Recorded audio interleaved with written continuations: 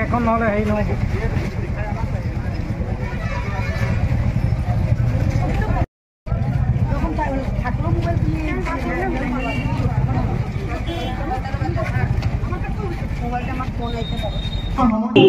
চৰকাৰক কি ক'ম, এইটো বহুত লাজৰ কথা হৈছে আমাৰ কাৰণে। বাৰে বাৰে এনেকুৱা ঘটনা হৈ থাকে যে যিমানেই আমি ৰেলী উলিয়াওঁ, যিমানেই প্ৰতিবাদ নকৰোঁ, বাৰে এনেকুৱা ঘটনা কিয় হৈ আছে। আৰু নিৰ্ভয়া কাণ্ড হওঁতে নিৰ্ভয়া যেতিয়া হেৰি হৈছিলে তেতিয়া গোটেই দেশে ইয়াৰ বাবে প্ৰতিবাদ কৰিছিলে, কিন্তু এতিয়া দেখা গৈছে কলিকতাতে অকল ডাক্তৰসকলে ওলাই আহিছে, কোনো পাব্লিক মানুহক ওলাই আহিব দিয়া নাই, দমন কৰি থোৱা হৈছে তেওঁলোকক। আমি আজি এমপ্লয়ী ইউনিয়নৰ তৰফৰ পৰা ডিব্ৰুগড় ৱৰ্কশ্বপৰ হৈ আমি এটা মেছেজ পঠাব খুজিছোঁ। আমিও মানে তেওঁলোকৰ লগত ডাক্তৰসকলৰ লগত আছোঁ, আমি সকলোৰে লগত আছোঁ। আকৌ যাতে এনেকুৱা ঘটনা পুনৰাবৃত্তি নঘটক, মানুহৰ মানসিকতা যাতে সলনি হওক। মানে যিমানে কৰিছে সিমানে বেছিহে কৰা নিচিনা লাগিছে, যিমানে আমি প্ৰতিবাদ কৰিছোঁ সিমানে বেছি হৈ গৈছে যেন লাগিছে। সেইবিলাকৰ মানে কিবা এটা প্ৰতিকাৰ হ'ব লাগে।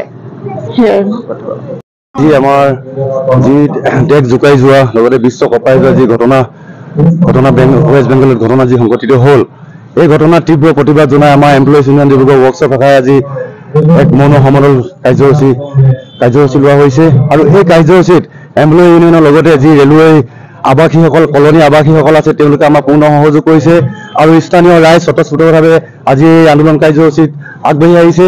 আমি আজি যি গণতান্ত্ৰিক আন্দোলন কাৰ্যসূচী আগবঢ়াইছোঁ, আমি এটাই দাবী জনাইছোঁ, যি মানুহৰ দেহৰ নাৰী যি দেহৰ প্ৰতি লোলুপ দৃষ্টি ৰাখে, এই ৰাং কুকুৰকেইটাক কঠোৰতম শাস্তি প্ৰদান কৰক আৰু অতি শীঘ্ৰে কঠোৰতম শাস্তি প্ৰদান কৰি দৃষ্টান্তমূলকভাৱে এই শাস্তি প্ৰদান কৰিবৰ কাৰণে আমি এমপ্লয়িজ ইউনিয়ন ডিব্ৰুগড় ৱৰ্কশ্বপ শাখাই দাবী জনাইছোঁ।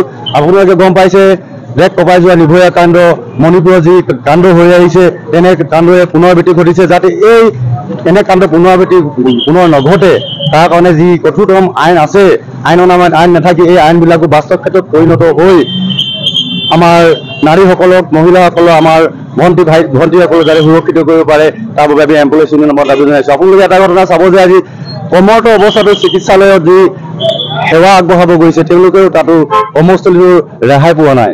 গতিকে আমি গভীৰ দুখ প্ৰকাশ কৰিছোঁ আৰু এনে ঘটনা জড়িত যি মানৱৰূপী ফিকাছকেইটা আছে, এই ফিকাছক আমি কঠোৰতম শাস্তি দিবলৈ এমপ্লয়িজ ইউনিয়ন ডিব্ৰুগড় ৱৰ্কশ্বপ শাখাৰ তৰফৰ পৰা দাবী জনাইছোঁ।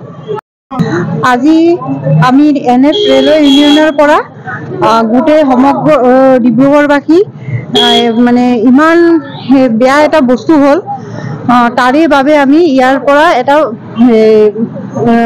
হেৰি কৰিবলৈ ওলাইছোঁ যে কলিকতাত যে মমিতা দেৱনাথৰ জঘন্য এটা কাণ্ড হ'ল, আমি প্ৰধানমন্ত্ৰী নৰেন্দ্ৰ মোদী ডাঙৰীয়াক আহ্বান জনাইছোঁ যে তেওঁক উচিত শাস্তি দিয়া হয় আৰু আমাৰ মহিলাসকলৰ বাবে মানে